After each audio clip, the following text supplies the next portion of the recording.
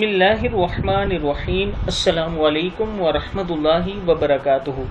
Daily محمد channel کی طرف سے آج میں اپنے دوستوں کو رسول اللہ صلی اللہ علیہ وآلہ وسلم کا بہت ہی پیارا فرمان بتاؤں گا۔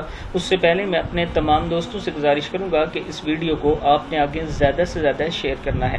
تو شروع کرتے ہیں۔ بسم اللہ الرحمن الرحیم۔ ہر قسم کی چیز کے شر سے پناہ مانگنے کی دعا صبح و شام 3 دفعہ آپ نے پڑھنا ہے۔ بسم اللہ الرحمن الرحیم۔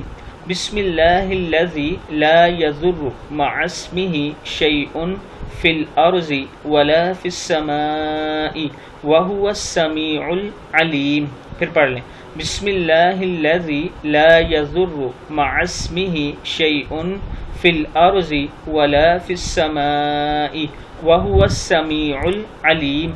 اس اللہ کے نام سے کہ جس کے نام سے زمین اور آسمان کی کوئی چیز نقصان نہیں پہنچاتی، اور وہی ذات سننے والی اور جاننے والی ہے۔